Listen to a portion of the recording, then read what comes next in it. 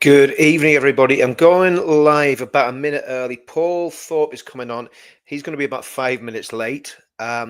So what I want to do, I want to quickly cover some of the stuff that's been going on with Tommy. And really, I mean, it won't be anything that you guys don't know because there's no other information out there in the public domain. And I'm not being deliberately vague. I have a good idea of what I think happened, but I don't know for sure because I wasn't there. And I think that's one of the problems with speculation and the media's, you know, it's incredible that Tommy's been, getting arrested for contempt of court and so on and so forth for talk about cases, and the media has done nothing but waffle on about this. So I'm gonna go into what Ezra Levant said first, and then have a quick look at what the enemy have said, and the enemy is the Guardian, of course. But yeah, let's just have a quick look at what Ezra said about this. I'll just read this, okay? Now bear with me because I'm really tired. My eyes are straight tonight, so just give me a bit of grace here, okay?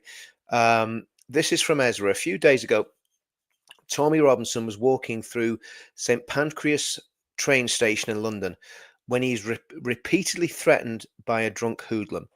Tommy was by himself, and the man obviously had been radicalized by the media's round-the-clock demonization of Tommy. Now, I think that is a very, very good point. I think the media, the politicians, the authorities have a massive amount of culpability in this. The establishment, basically, the blob. Tommy warned the thug to stay away, but he wouldn't. As he advanced towards Tommy at the last moment hit back first. A clear case of self-defense. Now, this is what Ezra's saying from Rebel News. Came in two hours ago. Tommy immediately called the police to let them know what had transpired. The next morning at 6 a.m., Tommy's lawyers called the police too. Having reported the incident to the police, Tommy went about his business, including going to do media interviews abroad. When police notified his lawyers they wanted to interview Tommy, he cancelled his trip and returned to the UK moments ago. The regime media has falsely claimed that Tommy was somehow running away from the incident. Okay, so that's what Ezra said. He puts a link in here. In fact, I'm gonna put this link in the video, guys. Yeah, because I think it's worthwhile. Let me just put it in the comments. Yeah.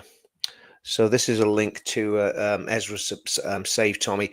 Ezra, as you know, does a lot to help Tommy with legal fees and so on and so forth. So just let me get to the bottom of this.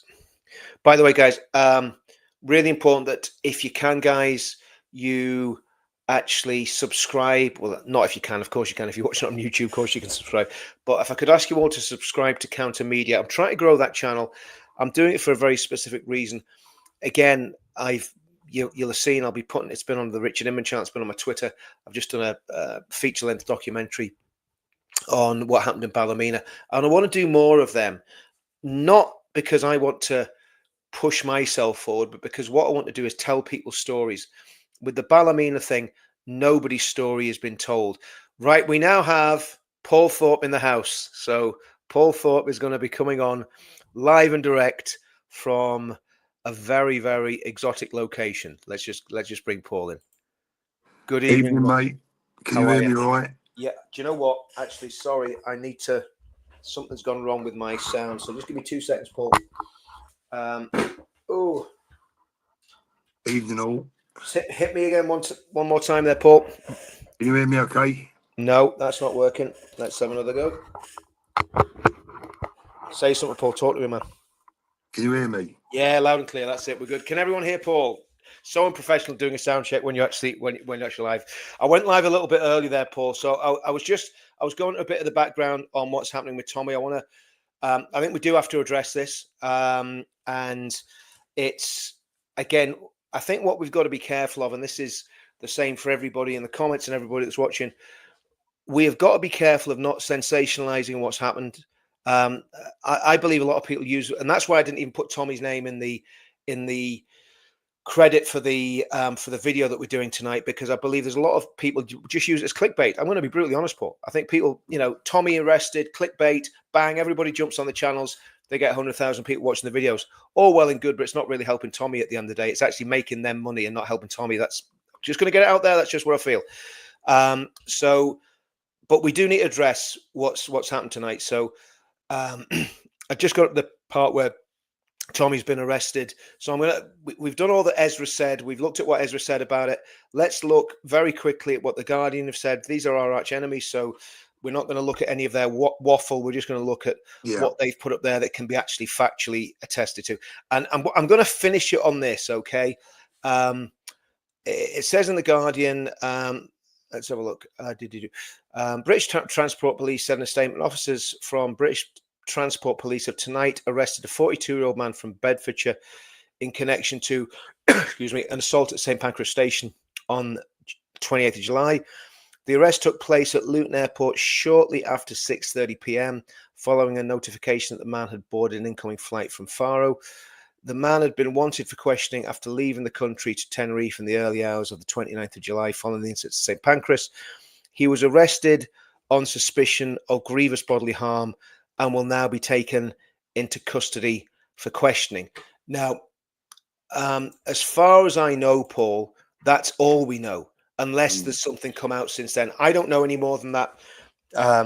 And what I am going to say, and I said it when I did the live stream when this first happened, I've known Tommy for many years, and I've been with him in situations where he's been provoked. One very, very, very unpleasant incident happened when a Muslim guy in Schiphol Airport in Amsterdam in the departure lounge, went to get a flight back to the UK.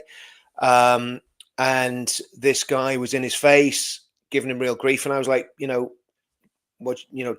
can take this guy, down if you want. And Tommy's like, no, just leave it. And he took the grief, he took the harassment. So to me, and again, I'm just saying what I know of Tommy. He doesn't go around just beating people up in stations. Okay, that's just not what happened. And I think what's important to understand here, Richard, as well, is that we are dealing with damaged goods. Now, what we've got now is potentially, I don't know what the legal situation is, but I feel very much like you. I don't actually intend to make any videos about this myself. No. Not at the moment, for the moment at least. No. And the reason is because I want Tommy's team and his legal team to have a clear run at this. We don't need any speculation. Agree. We don't need any, dramatisation. We don't need any rumours. But what we can talk about is Tommy as we know him. We know that Tommy suffers from severe PTSD. We know that he's been under immense pressure that would almost certainly send your average individual to a point of insanity. I mean, Richard, you know that, I've had to come out to Spain to get away and get my own head cleared. And I don't suffer and haven't suffered a fraction of what Tommy's been through. Exactly. So we know that we're dealing with someone that's got, would I go as far as saying mental health issues? Maybe, who could blame the guy? Yep. And at the end of the day, I think it's really important now that we let the legal team get on with it. We let the authorities present whatever evidence they might have. They have a look at it. Hopefully the CPS will look at this somewhere down the line and go, well, you know what? This is clearly a case of self-defense. It's not going anywhere. The thing that's on my mind, it's always, is it in the public's interest? Now, I've watched the footage of Tommy coming off the plane this afternoon. There was a police van there and a number of police officers.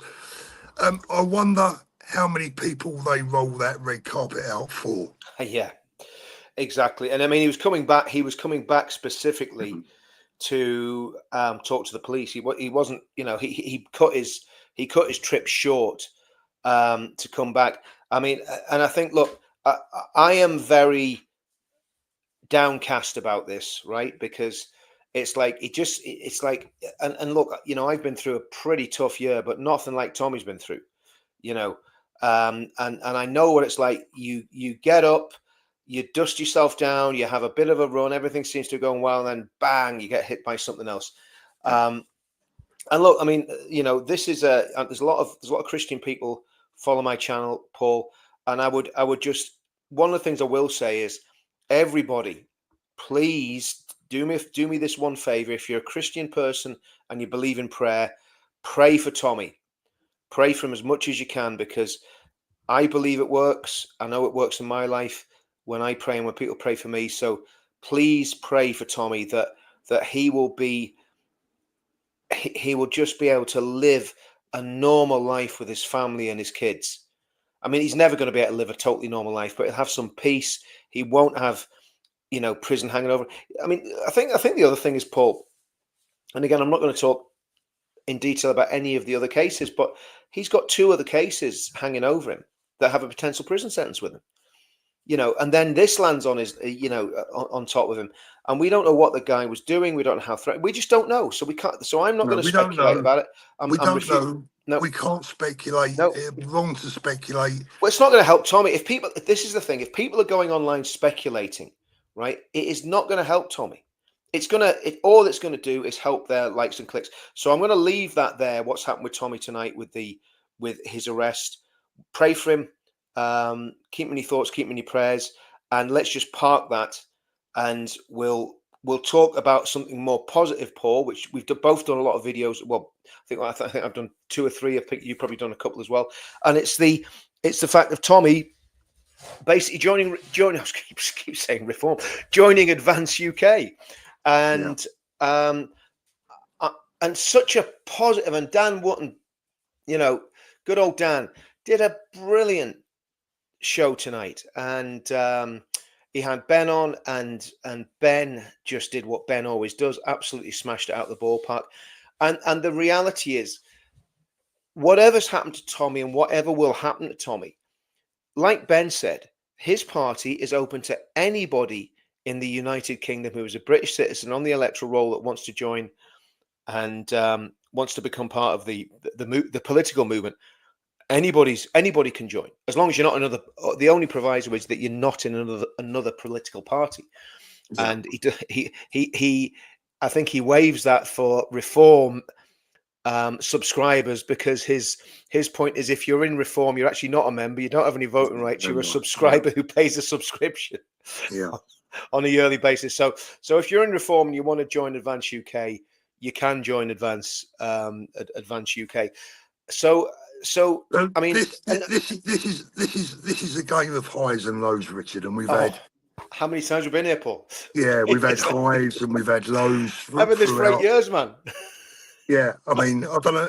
It's a wonder you've still got any hair left, Richard. To be fair, but it's a toupee, mate. It's a very, very good toupee. It's not. Well, it's actually a cheap one. They do a good line of them here in Benidorm. It's made out of Alsatian body hair. That's what the toupee. Do you remember just digressing a minute? Just bring something a little bit light high. Yep. Do you remember the DJ, David Hamilton? Yes, is that the blonde-haired geezer? Do you remember? Do you remember Diddy David? Yeah. Well, I knew him quite well because he was at Fulham and he was their MC, and I got to know David quite well. He's a lovely, lovely man. Yeah. But he's a well-known syrup wearer, and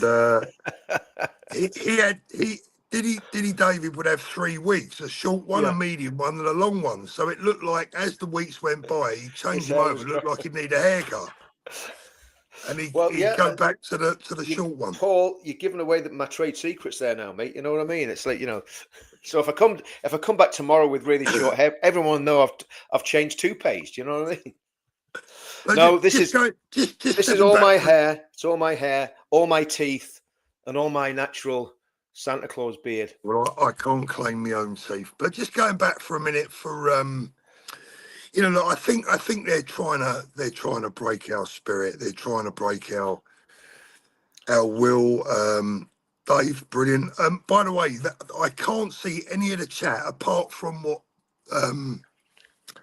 Richard puts up on the screen. So excuse me if I'm not being able to see any of the chat. I'm on my phone tonight. It was a bit of a late one, but look, I think they're trying to break our spirit, but it's Yeah, not going to happen. You know, it's no, it's not going to not. happen. Our resolve will never be removed. We're always going to be there doing what we do. Just taking a quick step back to Tommy. Look, we will be there for him as and when Absolutely. we're needed. He knows that. His team knows that, and you know, look, like you said, you know, we just got to pray for him and that things work out. The bottom line is, But Paul, like you said, you know, he Tommy suffers from real problems, and to me, he wasn't himself when he first came out. He just wasn't. You he know, wasn't himself when he went in. he wasn't himself when he went, and he wasn't himself when he came out. So, you know, we do need. I think the best thing we do is pray for Tommy, support him financially. I put the Ezra link in there. You can support him through Urban Scoop. I think they've sent an email out tonight. I haven't got it yet, but you know, if you can support him with it for his these monstrous legal fees he's going to be facing. And look, the reality is, I don't know what's happened, but here's the thing: whatever's happened, Tommy's my mate. I'm not going to throw him under the bus. I'm not going to walk away and you know, cross to the other side of the street. He needs us now to support him. He doesn't need us gossiping. He doesn't need us doing clickbaity videos. He just needs us to be there for him if he needs any help. And if Agreed. you know, and you know, look, the show must go on. You know, we've been here for the past year. Basically, we've had the pleasure of having him out for, you know, what, 7 weeks or something, you know. So let's hope. And look, the reality is he may walk out that prison, not the prison, walk out the police station tomorrow morning. NFA, that's it. We don't know. That's the problem. We literally don't know. So let's hope for the best. Let's pray for him, and let's just leave that there. And let's get into this, which is what I really want to talk about, Paul, which is what a massive contribution Tommy has just made to Advance UK by asking people to sign up. And that video, I'm not going to play it again tonight because my wife said to me today, she said, I'm sick of seeing that video. I mean, I've played it about 100 times. You know, everybody's playing it in their streams. Great video, inspirational. The membership has gone through. The membership has gone through the roof over the last 24, 48 hours. They put on a good few thousand members since. I had a brief conversation with Ben.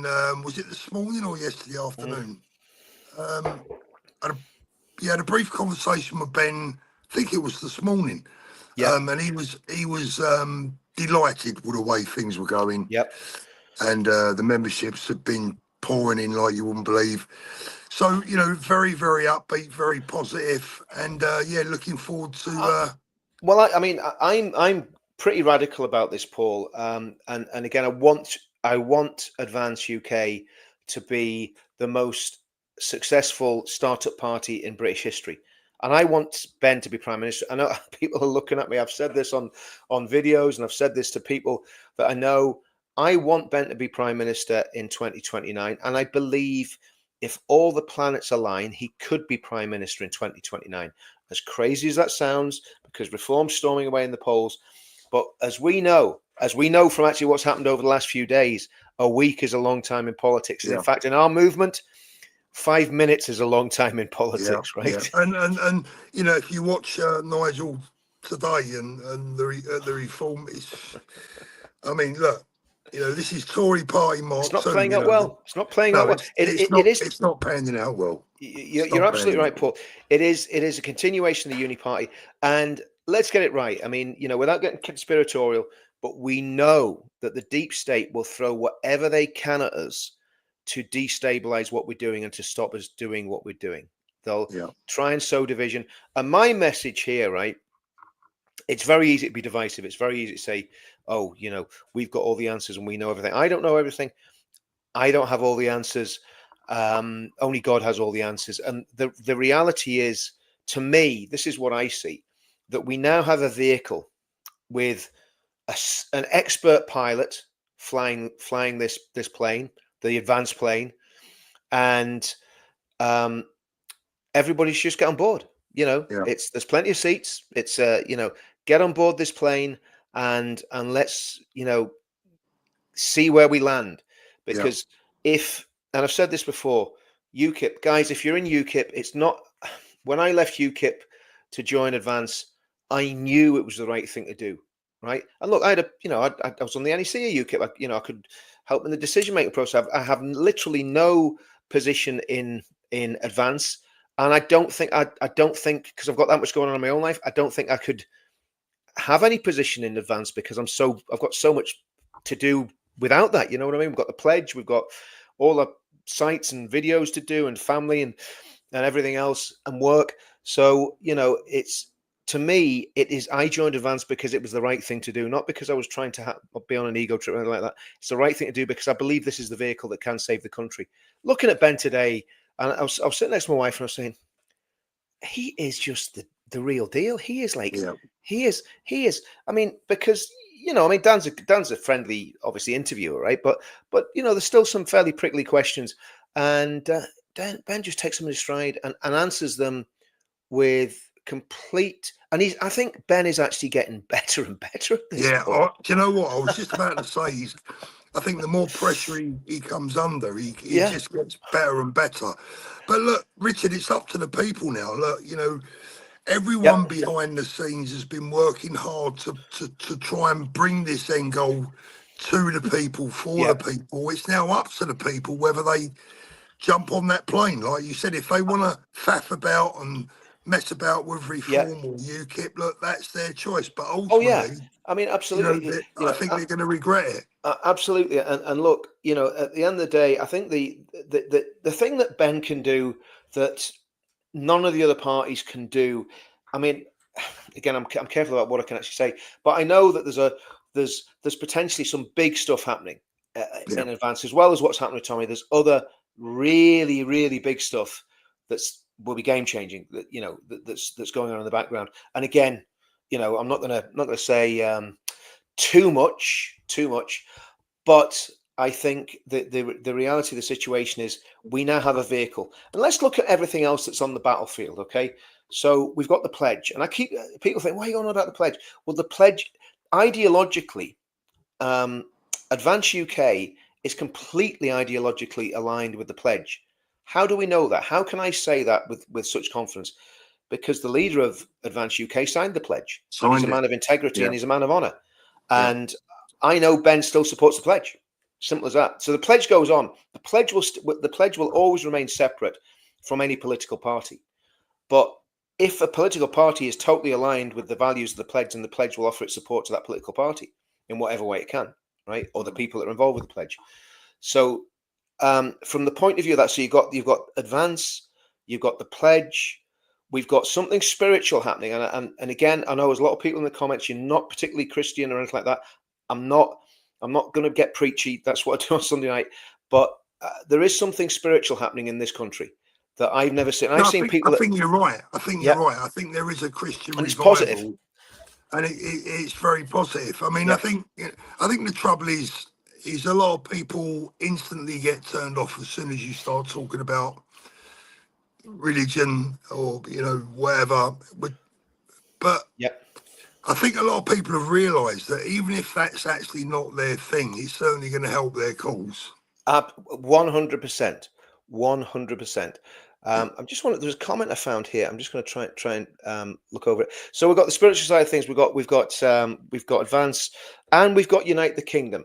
And Tommy, let's say the worst happens. And they try and keep hold of Tommy, right? The show will go on. The 30th of September will happen. The team is still there. Everything's in place. So the show will go on. And the problem is, Richard, there is one problem. There is one problem that I can see, and that you all know very, very well what I'm probably going to say now, that without Tommy, I wouldn't say the ship is rudderless, but when Tommy's not there to take control and to take charge and be the natural born leader that he is, what you get in the background is a lot of power playing, a lot of vying for positions, a lot of attempts to replace him or to take his place, and we all know that just is irreplaceable. I think the reality is let's hope he's out. But what I'm saying is, if he's not out, let's not be hasty to say that the 13th won't be Oh yeah, it will go ahead. A roaring success. It will go ahead. It'll be a roaring success. So we have what I'm saying is, Paul, we have all these different strands, and there's other stuff as well in the background. There's other things going on. There's a lot going on at very, very local levels where I live and where I am, and I'm sure it's the same with a lot of other people in England. And so all these things are coming together. And then Restore UK. I mean, look, sorry, Restore Britain. I think that I hope that what will happen is when Advance gets to a certain critical mass, that the guys in Restore go, do you know what? Let's just join. Yeah. Let's just and I think knowing Ben will be magnanimous, I'm sure, and say, right, guys, let's see where we can fit everybody in. Let's see how we can make this work. Richard, for me, that's an absolute must. I mean, I think so. I don't quite understand why the stars haven't aligned perfectly.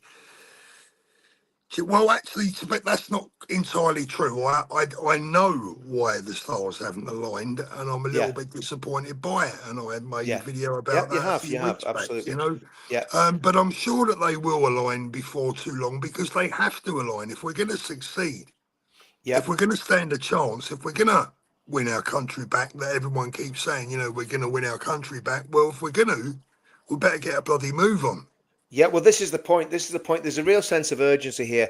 And look, you know, I've been around the block in certainly in sort of English politics over the last 8 years, and I've looked very closely at what's happened in Northern Ireland politics. But I think we're in completely uncharted territory. So there's no reason why something absolutely incredible couldn't happen in the next few years politically. We are facing. Richard, sorry, can I just cut across you there? So I'm really sorry, but I want to read out Helen's message there, because it's really, really annoying me. But Helen is absolutely right. Bloody Charlie Downs talking about Tommy joining Advance as being divisive. No, Charlie, you're the one that's being divisive by suggesting this BS in the first place instead of getting behind it. Yeah. And you know, look, if you talk about something being divisive enough, it becomes divisive. Yeah. And this is the problem. Exactly. Totally. And okay, let's address some of these ones that are just, you know, maybe it's a little bit prickly. I'll have a look at this one. Let's have a look. Ryan, thought you were a supporter of UKIP. No, I wasn't a supporter of UKIP. I was actually on the NEC of UKIP, which was basically I was a director of UKIP until a month ago when Advance launched. And when I heard what Ben was doing, and I only heard literally a couple of days before what he was up to, I said, right, well, you know, I've known Ben for over a year. I know what he's capable of. I have no ill will against people in UKIP or against Nick Tenconi or any of the leadership of UKIP. I just believe that Advance is the vehicle to win our country back. And that's not the best. It was the only vehicle, I think, at the minute, Paul, to be honest with you, because it aligns in every single way. And with Tommy coming on board, and let's say, you know, we've got this little bump in the road. Let's just see where all that goes. But with Tommy coming on board, that makes a massive difference. Because Tommy, the other thing is, Paul, Tommy is extremely astute. Tommy is no mug. He's no one's fool. And if he's saying that Advance is completely aligned with his politics, which is basically what you're saying, he's found a political home, then that means everybody that's watching this video that agrees with the ideology, the pledge, agrees that we've got massive problems with certain demographics, agrees that we need some very, very radical ways to completely change the government and to advance the kingdom. We've got Unite the Kingdom now, we're going to advance the kingdom. That we need a radical party that has got the guts. And when I see Ben, he is growing into this position of leader of Advance. He was extremely bold when Charlie... obviously Helen was referring to Charlie Downs. I imagine. I hope Charlie Downs hasn't said anything else after that that interview on Dan Wotton. But when Ben Ben wasn't aggressive with him. Ben didn't shoot him down in flames. Ben just put his point of view so forcefully that by the end of Ben speaking, a fair play to Charlie. Charlie was like a little nodding dog, he's nodding away, agreeing with Ben. So, and he didn't challenge him. So, again, there's a bit of humility there from Charlie as well. So I want to see everybody together, Paul. I don't want to see stupid stuff dividing people. Richard, we all do. Of course we all do. But the time for all this, what's the right word I'm looking for? I mean, the time for all this nonsense really amongst ourselves has to come to an end. It's got to be over it. We need a new beginning. Ben represents, I believe, our best chance for a new beginning. But what we've got to do is we've got to get the army of people out. Many of them are watching right now. We've got to get an army of people out there, because the number one battle that we have is reaching people that aren't politically engaged. You've better, And I've had the perfect example of it this weekend. I've had friends over here this weekend visiting me. Yeah. Lovely people, salt of the earth type people, but they're just not politically engaged. Yeah. And, they haven't heard of Ben Habib or Nick Tanconi, or they haven't heard of, the Socialist Workers' Party, and they don't know what Stand Up to Racism does and gets involved in. They're just not into it. I mean, I do you know what? I've got to be careful because I know the friends of yours, Paul, but I have a problem with that because, how insular and not reading the room of what's happening in your own country, for goodness sake, do you have to be to sit there and not understand that the country is literally falling apart around your ears? Now, you can go into your gated community somewhere and I don't know, I'm not talking about your friend, but I'm talking about, people that are totally out of touch. You can go into your gated community, you can live the high life and all the rest of it, right? But Paul, you come from a fairly affluent background because you've done very well in business, very well in life. But as soon as you realized what was going on, you were switched on, you were on it. And you were like a dog with a bone. You didn't stop. You went and you went and you went and you went from the moment that you kind of woke up. And we had a lot of conversations, in the background, about what the threats were and what was going on, and you got it straight away. And so I think, people who are saying ignorance is bliss. No, you've got to take sides. It's time to take sides. Ignorance is not bliss. Ignorance is dangerous. And what I explain, the way I try and explain to these people now, and most of them get it. The people that I've been with over the weekend, I'm sure they've gone home. I mean, in fact, I was talking to one of them today, and they said, "Paul, you've really opened their eyes. We got to do something." Good, And what I say to them is this: it's really simple. The best way I think you can approach people is you just say to them. You explain the situation, you tell them basically as briefly as you can what's happening, and you just say to them, look, at the end of the day, this is a battle that is inevitable. It's not an if or a but or a maybe. The problems that we're facing in this country are inevitable. So the choice is yours. Either you take the fight up now, or you leave that for your children. Which would you prefer? Absolutely. Absolutely right. Absolutely right. And the fight's already started. I mean, when we look at what's happened since I got involved in this in 2017 after Ariana Grande, Borough Markets, PC Keith Palmer, when I realized, well, to be honest, I'd known for a very long time what was happening, and I spoke about this publicly since 1998. But actually getting involved in England in what was going on. Once I was awake, I couldn't go back to sleep. And and I've said this, so many times. It is like The Godfather Part 3, where Al Pacino's in his kitchen with his cardi on, in his late 60s, going, every time I get out, they drag me back in. Right? And once you're in this movement, if you really get it, you can't stop. It's relentless. It's costly. It costs you financially. It costs you emotionally. It costs you physically. It costs you sleep. It costs you peace, but it costs your family as well. It costs your family. Oh, you better believe it. One thing that I think is very important for everyone out there, Richard, because I know that a lot of people, and by the way, Joanne is absolutely right. Joanne, when I say reveal, I can tell you for sure that thousands of people are jumping ship and joining Advance UK. That I can tell you for absolute certainty. But what I was going to say was, Richard, there's a lot of people that watch our channels for a little bit of, hopefully, a little bit of sanity, gives them a little bit of comfort. They don't feel alone. And what I would say to you is this, guys, is that I know how frustrated you can be. I know how angry you can be. I know how this can actually make your head want to explode. And it is Yeah. fine. It is perfectly fine to switch off for a couple of weeks. Yeah. If you need, Yeah. if you feel yourself becoming depressed, it's okay to switch off for a couple of weeks. Yeah. And I was talking to someone earlier on. I was waiting for my wife to come back on the tram from Alicante, and a friend of mine who I haven't spoken to for a while, is a Jewish gentleman, very passionate about the movement, very passionate about Tommy and everything. Yeah. And he messaged me. He said, "Paul," he said, "I've just found out that you've gone to Spain." He said, "I don't blame you, mate. You know, hope you're well. What are you doing? Blah blah blah." And he said to me, "Paul, it was doing my head in so much. I had to take a couple of months off because I just couldn't take anymore." Yeah. And I get that.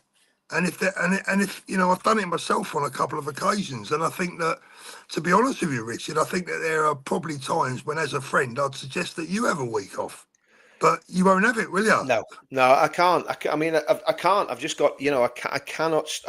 The problem is that, I can't stop. I've got to keep going, because the reality is there's a sense of urgency, and we're in a situation now where we're at that. I suppose if you was talking about sort of football terms, it's like Fergie time. Remember Fergie time?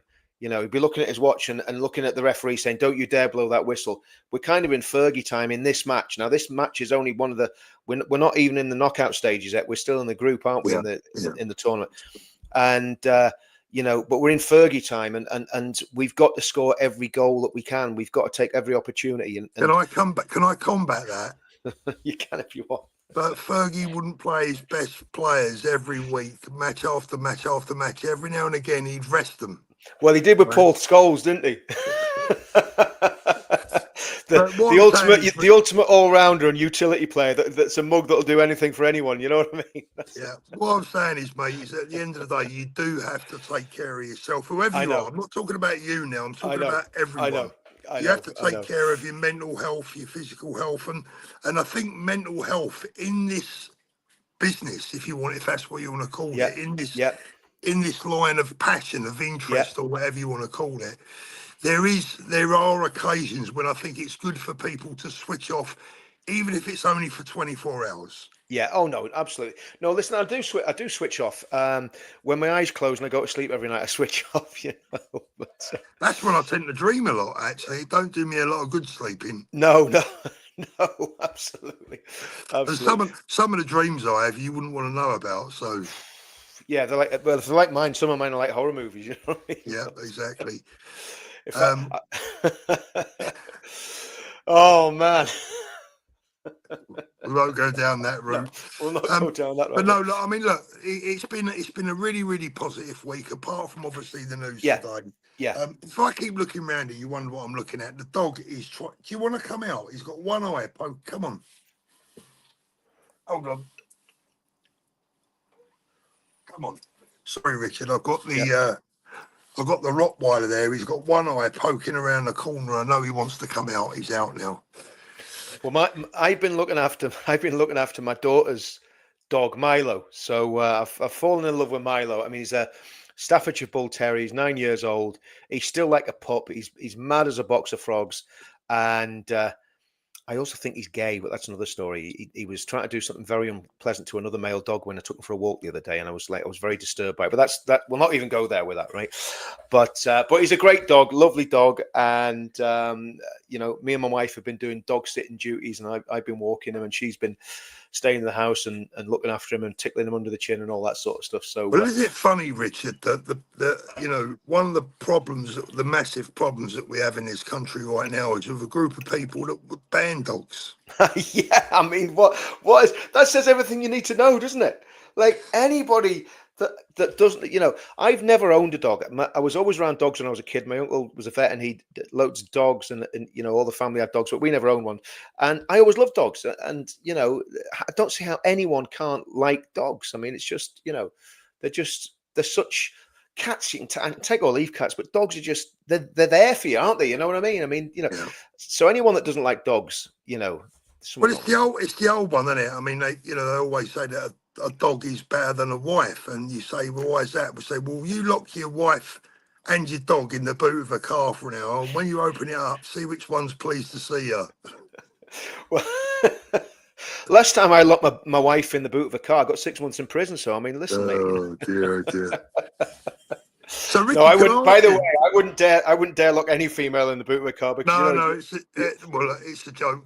It's a joke, just for all the nutcases that want to clip that, and just for the purposes, or just for the record, just for the being a joke, right? Just for the record, yeah. No Richard, wise were hurt in the making of this video. I want to ask you about the weekend, mate. I wanted to ask you earlier on, but we didn't have time. Palestine Action and their pals are threatening to try and close the country down basically at the weekend, this coming weekend. I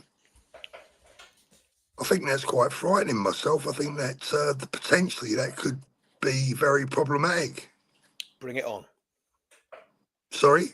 Bring it on. Well, the police are going to have to deal with it. I'm going to tell you what, they're not going to close down the town I live in.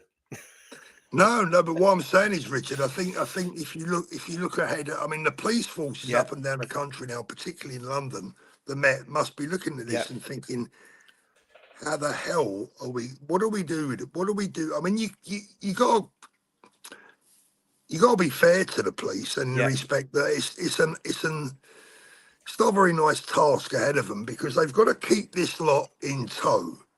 But they know full well that if they start cracking heads and coming down on them like they come down on our lot, they're going to have an even bigger problem in their hands. So it's getting to the point now where the police, they've made their own bed. They're going to have to start lying in it, aren't they? Well, they're going to have to take sides, aren't they? They're going to have to decide who the good guys are.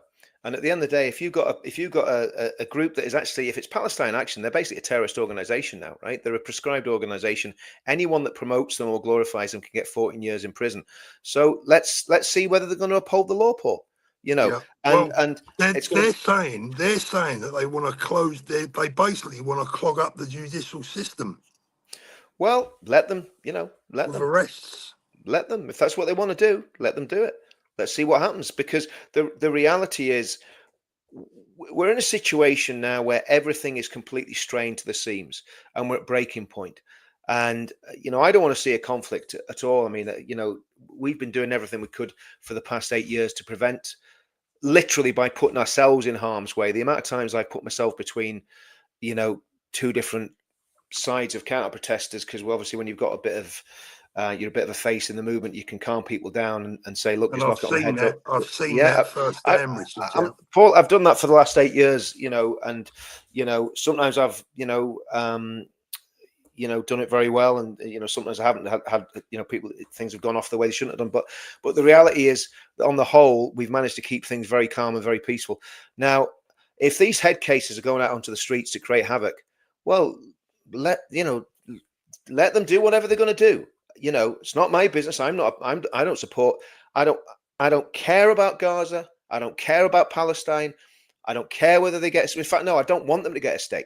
I don't want them to get a state because it would mean the destruction of Israel. So, I've no investment in them whatsoever. The police, it is a policing issue. The police need to deal with it. If they need to call for military support, as like happened in Northern Ireland in the 1960s, if that has to be done, that has to be done. And if the crazy demographic want to riot and burn and destroy, let them do it in their own areas. Just keep them away from us. Sorry, Rich, I think you got one or two supers there. Oh, brilliant. By the way. Yes. Angry Negativity, stand for what is right. Advance UK all the way. 22,000 and growing. Yes, absolutely, Bess. That is absolutely right. And again, thanks for that super. As the old Tesco advert used to say, every little helps, and it really does. I do appreciate them. And again, the people that supported me this year when I've literally been at my lowest, again, I haven't really thanked everyone like this, but I do thank every single person, including you, Paul, that have stood by me when I've had a lot of stuff coming on top, and not everybody knows what's happened, but I mean, I've had a lot of problems. So, so again, just want to thank everybody in the comments. And again, that's why we've got to stand for Tommy as well. If he's going to go through another Garden of Gethsemane episode, we've got to stand with him. And but getting back to the Palestine thing, Paul, a lot of times these things turn out to be a damp squib. They turn out to be something and nothing, right? But I think with this, whatever they're planning, as a country, we have to be ready to stand up against them. If they're trying to bring anarchy to the streets and chaos, we've got to bring order, peace, and stability. We've got to go with are the police forces now? I mean, it's a serious question. But given the performance of the police forces or services up and down the country, Richard, are they now capable of doing that? Serious, genuine question. No, they can't. They can't. This is why there's a doctrine in policing called numbers, right? And this is public order cops that were doing our demonstrations told me this. They said it's all about the numbers, and whoever puts the most people on the streets wins the day. Simple as that. So if we're having 500,000 people coming into London on the 13th of September, nobody else is going to get near it because the police will make sure they'll police the counter demonstrations, which will always be smaller than the main demonstration.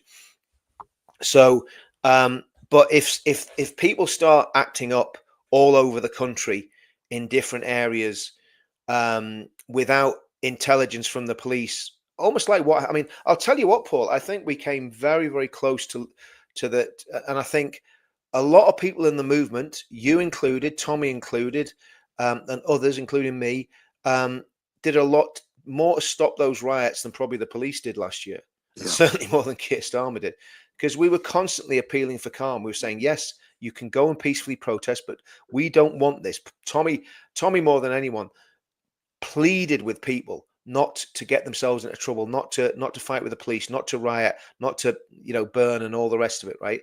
So there was those calls for peace and calm, and that's what stopped the lid coming off last year. And I'm going to do a video on this, Paul. I said it in my video last night. I'm going to do a hypothetical video, and it actually, with what's happening this weekend, it might not be hypothetical anymore. But I'm going to do a sort of a fictional account of what could happen and how major conflict in the UK could actually start. If you think about the troubles in Northern Ireland, the riots built up, but before the terrorism came, there was years of rioting and public disorder, probably about 3 years of major confrontations on the streets, and then it bubbled over and blew up. So I think things could escalate extremely quickly, and I don't know what these people are going to do this weekend. I would imagine the intelligence services will be all over the actual Palestine Action group themselves. But if there's splinter groups and little disparate groups of self-starters and just small groups of 10, 20 people trying to create havoc, it's very difficult to control that. So well, let's be fair. They're all on the same goddamn side anyway. I mean, you can call them whatever you like. I mean, one name or another name doesn't really matter. But we all know how the police protest these demonstrations. I mean, we've seen it with the pro-Palestine mob, and we've seen it with our own supporters in the respect that they'll have. I mean, when I was in London and there was a big pro-Palestine demo on, around the corner from the main event were police vans from as far as Manchester and Cornwall and Scotland. Yep. Well, what happens when those vans are needed in Cornwall? And the vans that have come from Manchester are needed in Manchester, and the officers from Scotland are needed in Glasgow or Edinburgh. This is the problem. I mean, this is the problem. I mean, if you think about it, Paul, let's have a hypothetical scenario. Okay, so let's say, are they doing a big demo in London this weekend? I've literally been totally tuned out from this. As far as I'm aware, there is a mass nationwide mobilization. Okay. That is what I'm reading. Yeah. Okay. And what we've also got going on is the hotel protests at the same time, right? they need to be policed. And look, I mean, the hotel protest. That's what I'm encouraging people to do. Them peaceful, legal. Don't do anything illegal. Don't break any laws. You've got a legitimate right. And actually, as much as I despise their cause, the Hamas supporting scumbags have got a legitimate right to protest as well. It's a universal human right to peaceful protest. It's when they cross the line from peaceful protest to violence that I say, no, you're not on. That's not what this is about. You've got a right to peacefully protest. So if they go and peacefully protest, I don't like it. I don't like seeing them. I don't like hearing them. But as a Democrat and as somebody that believes in those universal human rights of freedom, equality, democracy, and sovereignty, which is what Advance are about, we've got to say, well, yes, as long as they demonstrate peacefully, we do not oppose that. But what happens? The one thing I can't agree with there, though, Richard, and I've got to say this is that they are. Look, the vast. Let's get it right. Let's just let's not sugarcoat this. The vast majority of those people support Hamas. Yeah, they are a proscribed terrorist organisation. Yeah. And the other thing that I think that they're getting away with at the moment right now is all this Nazi scum. The word Nazi is thrown about like confetti. Frankly, I'm sick and tired of hearing it, because to call someone a Nazi, he's just about as low as it gets. And you've got to remember that most of these people that are shouting that word about, they're shouting it towards people whose grandfathers fought against the Nazis, whilst supporting the Nazi ideology of eradicating all the Jewish people from the world. So who are the bloody Nazis? Well, I mean, here's the thing. One of the reasons that we when we do our demos, the United Kingdom demos, that the left are nowhere near us. I made it very clear to the senior police officers that we were negotiating with that it's a criminal offence to basically to cause alarm and distress on the grounds of religion or racial background, right? And I said, look, we have a large number of Jewish friends who come to these demonstrations, and if they're having Islamists and far left activists screaming Nazi at them, that is going to cause them alarm and distress, which is, according to your, new all singing, all dancing hate speech laws. If we did it, we'd get nicked or we'd get pushed off the road. So we don't want those people anywhere near our demonstrations shouting at Jewish people. I've got a lot of Jewish friends, and a lot of them come to the demo. So all you little anti-Semitic, I'm not going to swear. All you little anti-Semitic morons, you can put what you want in the comments. Yes, I am a Zionist. Yes, I do believe Israel has a right to exist, and I do believe the Jewish people have a right to a state in that land, because God gave them that land over 3,000 years ago. And they're never going to get put out of it. They're never going to be pushed into the sea. So Hamas might as well beat the head off a rock, because they're not going to beat the Jews, because they're fighting against God. But anyway, putting that to one side. The comment on the screen there, Richard. Yeah, that's great. And I mean, look, the reality is, I've heard that that people are talking in UKIP saying, really and truthfully, we all need to get behind one party.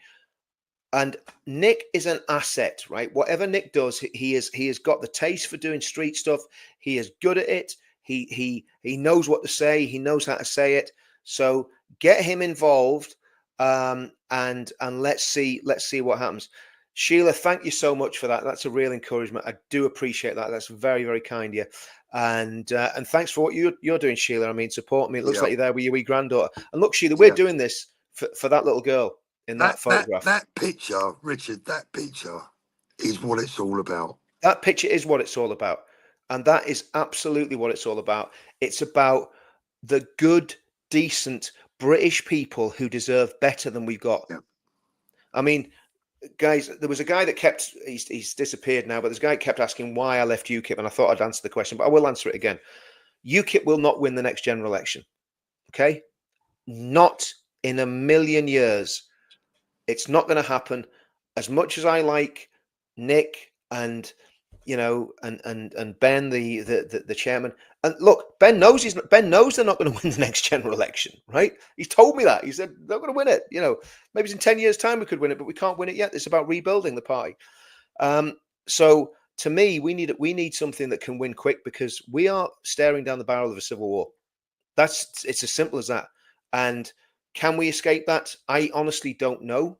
I hope we can, and I'm going to do everything that I can with my limited influence and limited power to try and make sure that we have a resilient movement that is spiritually strong, it is ideologically strong, it is politically strong, and it is culturally strong. And this is what I was saying at the beginning, Paul. We've got all those strands. We've got the culture thing with Tommy doing the Unite the Kingdom movement, and we've got the spiritual thing, because there is a lot of spiritual stuff going on in the background. We've got the political thing now with Ben and Advance. So we've never had this before, guys. What we've got at the minute, and this is why I'm so upset with what's happening with Tommy, because what we've got at the minute is basically all the ingredients to bake that cake. Everything's there, yeah. And I think we've just got to make sure that we get it in the oven at the right temperature. You know what I mean? It's just waiting. It's waiting to happen. It's waiting to happen. So I tell you what, Rick. Sorry, Rich. There's a bit of a delay for me here. I don't mean to interrupt you there, mate. No, you're fine. No. I tell you what, I was watching a video earlier on that I wanted to shout out the guy's name, but I can't remember who it was, what channel I was watching, but it was from Manchester at the weekend. Yep. And it was really, really heartwarming to see, some great members from the black community coming to support. They were supporting Britain first. They were waving their Union Jacks, and they're saying this is the least racist country in the world. Absolutely. And if you don't bloody like it here, then bugger off. That's what these people were saying. And these are people from different communities. And they, for me, they're playing such an important role, Richard, because they are shutting down those idiots that call us racist. Totally. I mean, totally shutting them down, and totally. It's vital. And I want to see more and more and more people from different communities coming to join us to unite, to unite our kingdom and to bloody advance it and to save it. Yeah, and look, I mean, down through the years, we've had a lot of people from we've had people from Pakistani backgrounds. We've got, and we still have. We've Danny Roscoe, and again, I've crossed swords with Danny Roscoe recently over minor things, but at the end of the day, me and Danny used to do live streams about we used to have Black and White Unite, and so Danny again, has stood up and said, no, I might have a darker skin color than you. But that's not what defines me. I love the country. I'm a supporter of Tommy. And again, reaching out to those people, reaching out to Danny. Yeah. If you're watching this or if you see this, let's everybody get together and make this thing work. We've had all the spats, we've had all the nonsense. I'm not going to get into any of that. Let's get everyone together. Let's fight this together and let's win this together, because united we stand, divided we. You want to be full, exactly. Yeah, exactly. And I'll tell you what, Richard. Probably a lot of people know that Danny and I have had our differences, quite severe differences recently. But I will not publicly say anything bad about Danny. I think Danny's he's a great lad. Good intentions. He's a good lad. Yeah. And God bless him and his family. I hope that I hope to meet him again one day and shake his hand, So I'm not going to have a pop about Danny. We're all on the same goddamn bloody side. Yeah. We can have minor differences, but that's fine. It's fine. Yeah, exactly. Totally. Joanne, thanks very much for that. Listen, all the guys that are giving the supers, thanks so much. They're massively appreciated. But yeah, I mean, Paul, I mean, look at this. This is 27 minutes past 11. It's 12:30 where you are, mate. I mean, you're hardcore. You're not playing games here, are you? You're telling me to go to bed. I mean, you're still burning the oil, mate. You know what I mean? But the reality is, so we're at 12:30. We've got 1,500 people watching a live stream. That's how invested people are in this, and how much support what we're doing has. And it's going to grow no matter what happens, Paul. If I keel over tomorrow, or if I get nicked and sent to prison for 10 years, at the end of the day, the movement goes on. And what we've done now is we've built something that is resilient. Like I say, there's a few pieces of the jigsaw puzzle that I want to see come together, and I'm not going to go into those in detail tonight, but I'll talk to you maybe, Paul, when I see you. But there's a few things that probably need to be done. But I think what we've got is something that's extremely resilient now, if it can all come together. And one of the missing pieces is Restore. And again, people are talking about Charlie Downs, those young lads, right? I mean, there's a few of them. There's a little sort of group of young lads. They're very passionate. They're very intelligent, but they're also a bit arrogant. I'm just going to call it like it is, Paul, right? I'm not going to name them, but they've got a little bit of their, strutting about.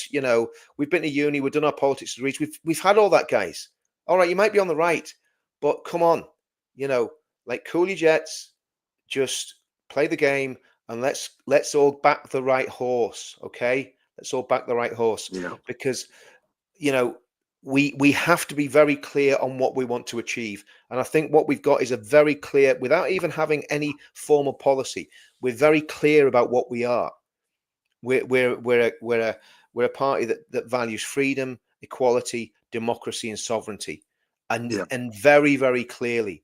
And that means that you cannot tolerate extremism, whether from the far right, the far left, or religious nutcases. And not religious nutcases like me, because I'm harmless, but the religious nutcases are going to strap something around there.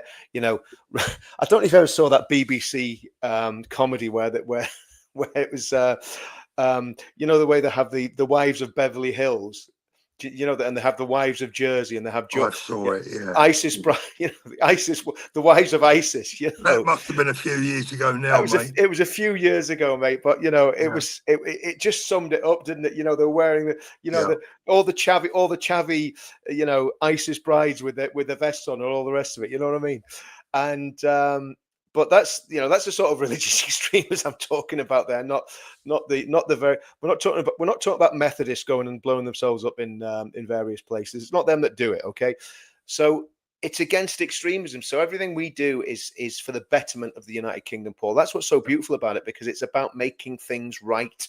You know what I mean? I think our job, Richard, goes a little bit deeper than that. I think our job, and people like Danny as well, although Danny's no longer talking about politics. We know he will again. We'll get him back. Well, I've got a funny feeling he might do. But look, this the bottom line is that even though Danny's not now no longer talking about politics, it's important that he's there for people, because people get a connection with us guys online, and it's important that we keep that connection and that we're there for. It's about having layers within the party, within the community. You have different layers. Ben can't necessarily be there for hundreds and hundreds of viewers on a nightly basis, live streaming at 1 o'clock in the morning, 12 o'clock at night. But there's people that can do that, and exactly. If we can, we will. And I say it again, and I've said it before, and I would really encourage people out there to build your own communities, build your own little networks, build your own little WhatsApp groups. Be there for each other. What we need is a 1940s style community spirit. Paul, do you know what? I said that. Me and the wife were watching that the Pink Ladies, right, in Canary Wharf. Brilliant. Right, and I said, and she was like, oh, because obviously she's not from London, so she's like, she's saying, oh, they should be singing Northern Irish songs. We're just having a bit of banter, you know what I mean? And I said, look, that's the Blitz spirit. That's the old EastEnders coming out. They were singing the Okie Kokie. They were doing the Okie Kokie. They were singing up, maybe because I'm a London, just because Northern Ireland does have better songs than London, I must say. But I'm biased because I've lived here and my kids are all from here and all that. But no, it was great. I mean, I loved it. I thought it was absolutely fantastic. And then those idiots turned up in balaclavas and flipping ruined it. And you've got to ask what was the motivation of those guys. Yeah, you know what, mate? I am very, very suspicious about all that. Anybody that comes to one of our demos, I mean, that wasn't one of our demos, obviously, but people coming to our demos with a mask on, don't come. We don't want people that are masked up. That's not what it's about. And the 13th, I think it would be great if all the women wore pink on the 13th, or the Union Jack dresses or whatever they want to do. You know what I mean? But no, it's inspirational seeing mums and grands and daughters coming together to say we don't want these people in our Mm. towns and cities. We don't want these people in our towns and cities. And I think now, was it Charlie was Sorry, talking? Richard. It's like the RSPCA round my place. How many? Mate, that's not a cat. That's a Black Panther. I know he's like a That's panther, and look at him. Look. that's that's like something like the Omen. Do you know what I mean? Yeah, he's a lovely boy. Do you know this cat? He actually comes for a walk Yeah. with the Rottweiler. They go out together. They walk around. They're inseparable. Sorry, mate. Sorry. I know. No, listen. I mean, it's like I say, I'm converted on the pets front now with Milo and me. That's what we're going to call it, Milo and me. But No, but I think you're right, and I think the I want to encourage now what I said during my stream last night. Get your Union Jacks flying at home. Get your St George's crosses flying out the window. Get your St Andrews crosses, your Welsh flags, your Northern Irish flags. Get them flying. Get the Union flag flying again. Yep. And it's just a statement, isn't it? It's a statement. But the most important thing they can do at the minute is join Advance. Absolutely. Most important thing you can do, if you're a British patriot, the most patriotic thing you can do is spend a tenner on Join Advance. And again, getting back to that UKIP question, I don't think I answered it fully. The reason I left UKIP, and I have tried to articulate this, but it was Ryan in the comments, so I'm going to answer this, Ryan. The reason I left UKIP is because they could not win the next general election, and Advance can. I know it sounds crazy, but it's an outside chance. It is an outside chance, but if all the planets align, it was an outside chance that we won the Battle of Britain, right? It was an outside chance that the Normandy landing succeeded. It was an outside chance that the evacuation of Dunkirk was successful. All of those things actually shouldn't have happened. So anyone that's saying, oh, you can't win a general election when you've only just started a party, watch what happens next. Because, listen, nobody knows. Well, with that attitude, Richard, with that attitude, that flippant attitude, they're a self-fulfilling prophecy. Of course, that's exactly it. We've got to believe you can. We've got to believe that we can do this. Just want to read Eddie Lee's little super chat here. Richard, have a mug of Horlicks and chill before you go to bed. Do you know what? I haven't had Horlicks for ages, but I might actually start getting some Horlicks just to calm me down a little bit. Loved your rant to Stalin Starmer. Well said. It was brilliant. I did enjoy that one. It was one of those ones. By the way, I got a shout out for someone. I said that I was missing me sauce, me brown sauce. Someone nipped into Danny's Cafe, or did they send it, or someone sent some brown sauce to Danny's Cafe just for me? What sort of sauce, Paul? Was it HP? Yeah. HP. It's got to be HP, hasn't it? You can't have anything but that is HP. I like a bit of brown sauce, mate. It's got to be HP, Yeah. Do you know what? If you haven't seen, go back and watch Dan Wootton's live stream with Charlie Downs. And, I was watching it just before we came on. Yeah, he was masterful. I mean, and he wasn't rude to Charlie at all. He was so gracious to him. And to be fair, Charlie did kind of submit to him at the end. It was kind of he realised that he'd kind of he'd stepped up a little bit too high. You know what I mean? But no, it was good. It was good. And look, I mean, the reality is we're always going to be controversial. We're always going to say things that people don't like. We're always going to ruffle the feathers. And listen, if I see stuff going wrong in Advance, the same as I did with UKIP, if I see stuff going wrong in Advance, I'll call it out. I'll call it out privately and I'll call it out publicly if I have to. So it's not like we just because we joined a party doesn't mean we're going to agree everything that everybody does in that party all the time. That's not the way life works. It's not the way the world is. But what I think is we've now got a very, very robust setup with the Advance UK, Uniting the Kingdom, the Pledge, the spiritual side of things, and like I said, there's a couple of other things I'm going to look at myself, but I think we're in a very, very strong position. And it's Paul. Listen, we've achieved a lot in just over a year. Especially with Tommy being in prison for the majority of that time. Yeah. All of these pieces of the jigsaw were really put in place in that meeting in Fleet Street last July. So it's just, I mean, man, there's a lot happened since last July, hasn't there? Bloody hell, that seems like a You, lifetime you've ago. become a refugee. I've flipping, I've had about 15 nervous breakdowns, and man, we've been through the ringer. We've been through the ringer, but we're still standing. And I think you come out of these things a lot stronger. A lot stronger. Now, this is an interesting point. Too much intellectualization on the British right. They always want to notice and discuss and pretend that very simple shit needs a complicated answer because it gets used. I agree with that 100%.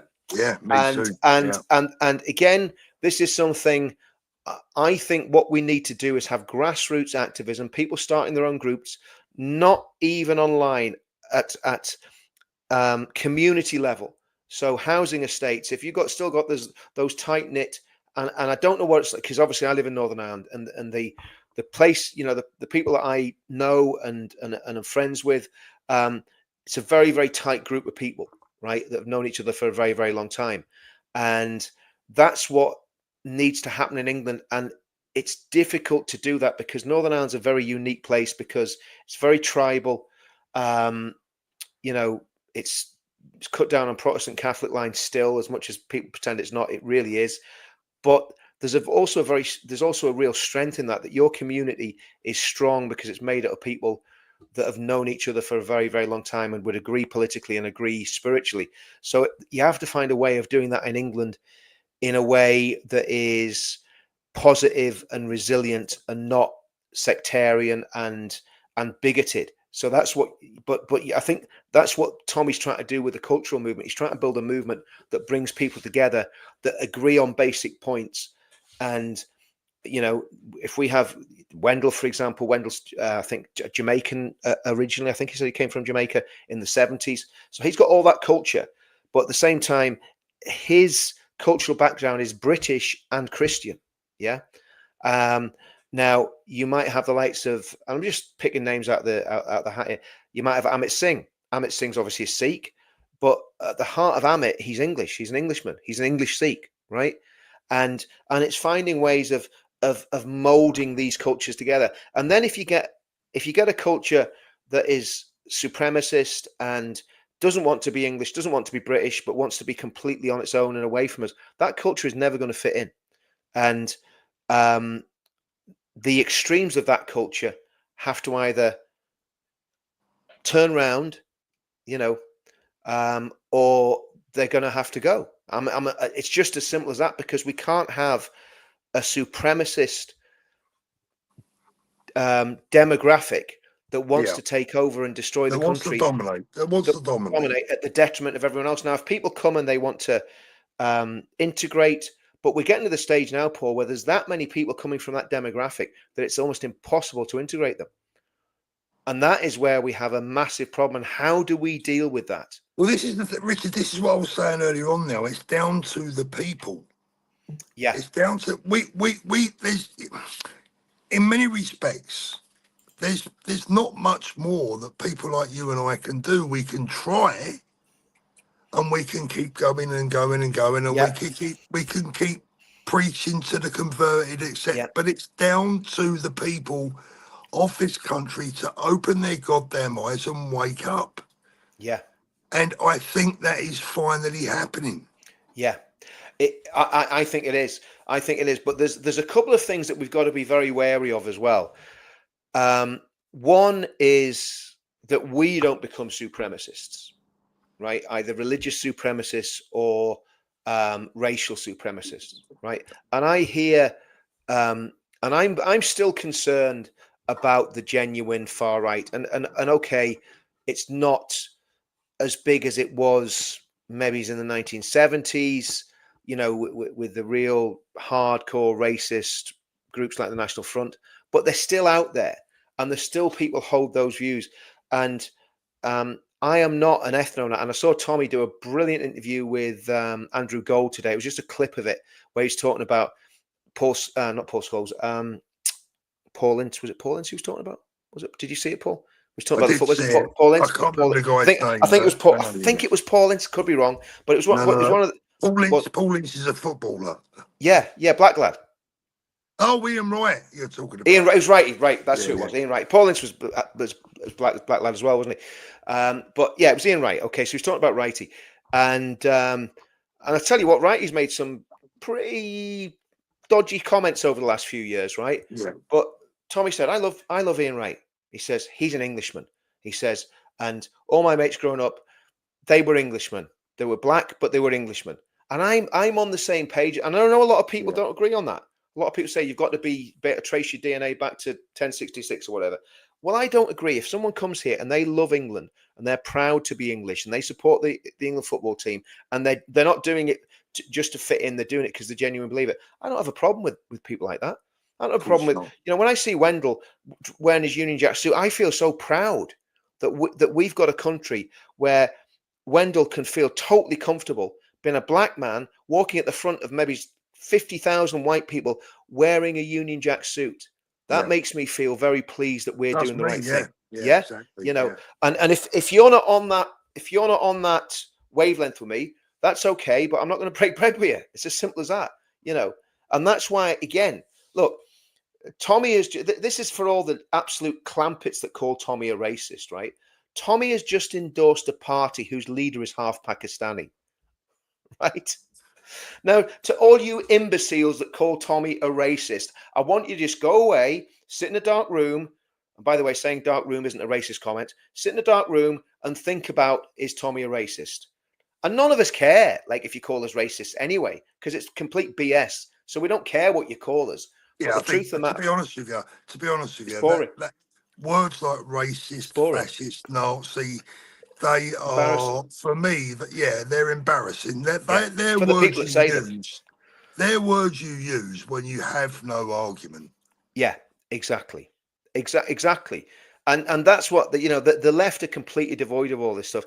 And look, we know it's going to be all in the press tomorrow, and probably, Reform are going to use the fact that Tommy's been arrested as a stick to beat Ben with. That'll pass. It just, we just got to hold the line and say, well, look, listen, let he was, as my friend David said, let he was without sin cast the first stone. Yeah. Do you know what I mean? It's very easy to judge people. See, people that never do anything and never achieve anything. It's very easy for them to judge people that try to do anything and fail. I'd rather try and do something really spectacular and fail than just sit there and not do anything. But I think the thing is as well, Richard, I mean, I've had people say to me in the past, oh, you met this guy, you had breakfast with this guy. And well, I've led an exciting life. I've had breakfasts and dinners with all sorts of people. It doesn't mean to say that I'm involved with them or I would necessarily agree with everything they say. But when you try and achieve things in life, of course, you get about a bit, right? You tend to get about a bit. Yeah. If you sit indoors all day, then nothing's going to happen, is it? I've got some very interesting friends. I'm not going to say much more than that, from some very diverse backgrounds, that have done all sorts of crazy stuff. Sometimes you think I could just write a book about people that I know. Do you know what I mean? And so we all meet different people, and we don't always agree with everybody. I mean, not at all. I mean, but when I was working in the job, I knew a lot of people from very hardcore Republican backgrounds. They were friends of mine. I would never gone to the pub with them because you wouldn't have been guaranteed that you were going to get home. But at the same time, there was a mutual respect, and they knew what my beliefs were. So yeah, you see, this is the problem in this day and age. That seems to have gone. Those lunatics on the left, they're impossible to talk to. They are absolutely. I think being a left winger is a mental illness, Paul. They are absolutely batshit Richard, I crazy. never really came across them face to face until I attended a couple of events in Brighton, and I tried to talk to one guy one day, and he literally shouted. He was spitting in my face as he was shouting at me. I don't speak to fascists. Yeah. And the anger and the hatred on his face, and he's spitting away whilst he's screaming. Yeah. And I couldn't even get angry. I just thought, mate, you're not right in the head. No, they're crazy. They're crazy. You're seriously not. You're seriously, you need help. And But the problem is they are dangerous as well, Paul, because they. I remember watching a documentary where this Antifa guy was being interviewed, and he said, "Look, he says this is the way it is, right? He says if we were in power, we would come after you, we would try to get you to change your beliefs and believe what we believe, but if you refuse, we will keep coming after you until we destroy your life, destroy everything you care about, and then kill you." That was what, and this guy was deadly serious, and he was an Antifa guy, right? And that's if they got power. Well, they've got power, haven't they, with the Labour Party? If they got real power, where they could, go around like stormtroopers. Not that they're tough guys. I mean, you know yourself, our guys would go through like a knife through butter without even thinking about it. But we choose not to. We choose not to do anything silly and give them what they want. But these people are very dangerous in the same way that the Islamists are very dangerous as well, and we've got to realize what we're fighting against. And good evening, Shoaib. Yeah, Shoaib's coming. Shoaib is coming. Me and Shoaib, we're going to do a live sometime this week, Shoaib, aren't we? Because I haven't caught up with him, Fraser. I want to find out what's been going on, because I see him on TV all the time. I was thinking, I'll get in touch with him. He won't speak to me. He'll be saying, "Oh no, I'm a celebrity now." But he's not. Shoaib's not like that. He's sound. So, Richard, I've got to tell you, I've just noticed something. In case I suddenly disappear, okay, that my battery on my phone is on 1%. So right, I think I better give it. You're gonna be toast. Let's try and get through some more of these comments. If I do disappear, you know why. Yeah, exactly. The difference between the left and the right in politics is the right are complete. Well, that's what we're trying to put right, Paul. We're trying to bring the right together. And if we're going to bring the right together, everybody has to back one horse. And that one horse is absolutely not reform. So then that goes, okay, which is the horse that's got the most chance of winning this race? And it's got to be Advance now, okay? Shoaib, you're with yous, we with you. Oh yes, you're with us. You're with us. That's what. Yeah, you're with us. Yeah, absolutely. Shoaib's a great guy. He's going to be on the stream later on. Paul, let's bring this to a close, mate, because I don't want you just dropping off the screen, because it just wouldn't be a good way to end the stream. But I think, guys, look, we're going to keep doing this. We're going to keep doing these streams. We're going to keep getting you guys involved. And like I say, sign the pledge. Join Advance, build your local community in your own area. Start looking for a decent church to go to church, to get in touch with that Christian culture that built the United Kingdom. Not asking you to become Christians or be all religious. Just try and start looking at why we're like we are. And I think if we make all those changes and we start having local communities, we'll be able to do it. Three things I want to say before we go. One. Yep, go for it, man. Don't forget there are events all over the UK, I believe, on Friday. Thank you very much, Christine. Perfect. There are events all over the UK, I think on Friday and over the weekend. Make sure you support them in the right, correct and peaceful fashion. That's the first one. The second one is, what was the second one? I can't even remember the second one, let alone the third late, one. mate. It's 1 o'clock in the morning where you are. Yeah, I'm knackered, mate. What else did I want to say? Oh yeah, that's right. Get your Union Jacks out and build your communities, and last of all, join Advance UK. Yeah, and book your tickets for the 13th of September. And I think, look, I'm no fan of Britain First. I never have been, but credit where credit's due. I think there was about 1,000 people, between 1,000 and 1,500 people at that demo on Saturday. They were brilliant Saturday. It looked superb. It was brilliant. That sea of Union Jacks and England flags. Let's do that. Except have 100,000 of them or 200,000 on the 13th of September. So don't think about cancelling for the 13th of September. Make sure you get there. We need people there. And get out to all the peaceful rallies. Absolutely best. Yeah. Guys, it's been brilliant. Paul, thanks for coming on. Always a pleasure. Yeah, no problem. And we'll see you all soon. God bless you. Love to everyone. Stay safe. Stay free.